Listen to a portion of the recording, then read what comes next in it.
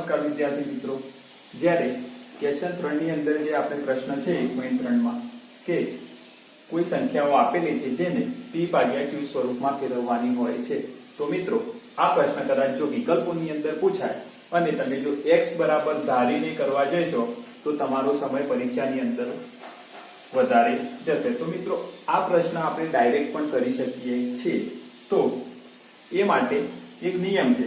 તો નિયમ કેવો છે? તો કોઈ પણ સંખ્યા આપેલી હોય તો મિત્રો જે સંખ્યા આપેલી હોય તેને આપણે લખીશું, પછી જે સંખ્યા આપેલી છે તેને પોઈન્ટ અને બાર જોયા વગર લખી દો। તો મિત્રો શું કરીશું? પહેલા તો પોઈન્ટ અને બાર જોયા વગર લખીશું, તો આપણો જવાબ થશે 0.6। હવે શું કરવાનું છે? તો મિત્રો જે સંખ્યાની ઉપર બાર છે તે સંખ્યાને જોવાની નહીં, એના સિવાયની સંખ્યા પોઈન્ટ જોયા વગર એટલે કે દશાંશ ચિહ્ન જોયા વગર બાદ કરવાની। તો મિત્રો 12 વાળી સંખ્યા જોવાની નથી તો આપણી જોડે માત્ર 0 રહેશે, તો 0 ને એમાંથી બાદ કરવાના। હવે છેદમાં, તો છેદમાં શું કરશો? તો મિત્રો છેદ જોતી વખતે પોઈન્ટના ડાબી બાજુની સંખ્યા જોવાની રહેશે નહીં। હવે પોઈન્ટના જમણી બાજુ જે સંખ્યા આપેલી હોય એમાં જેટલા બાર હોય એટલા આપણે 9 લખીશું, એટલે કે 9। જેટલા સંખ્યા ઉપર બાર હોય એટલા આપણે 9 લખીશું અને જેટલી સંખ્યા ઉપર બાર ના હોય એટલા આપણે 0 લખીશું। તો મિત્રો અહીંયા એક જ સંખ્યા આપેલી છે અને એની ઉપર બાર છે એટલે કે આપણે એકલા 9 જ લખીશું।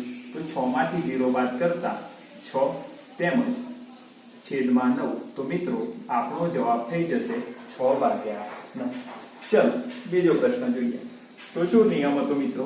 તો જે સંખ્યા આપી છે એને આપણે સૌપ્રથમ લખીશું। હવે પોઈન્ટ અને બાર જોયા વગર એ સંખ્યા લખી દો, તો 0.47। એમાંથી શું બાદ કરશો? તો જે સંખ્યા ઉપર બાર છે એ સંખ્યાને જોયા વગર જે સંખ્યા વધી એને બાદ કરીશું, એટલે કે 0.4। હવે મિત્રો છેદમાં શું કરશું?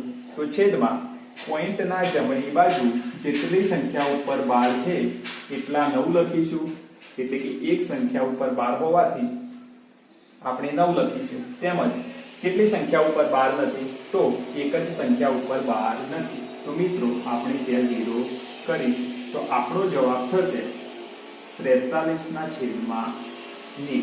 તો મિત્રો આ આપણો ફાઇનલ આન્સર થશે।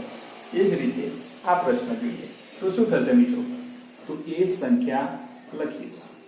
હવે જે સંખ્યા આપેલી છે એને પોઈન્ટ અને બાર જોયા વગર લખો, તો મિત્રો 0.0.0.1। હવે એમાંથી શું બાદ કરશો? તો 12 સિવાયની સંખ્યા, તો એટલે 12 એટલે કે 36 યાદ રાખો, તો 36 માં ના હોય એવી સંખ્યા તો કઈ છે? તો 0।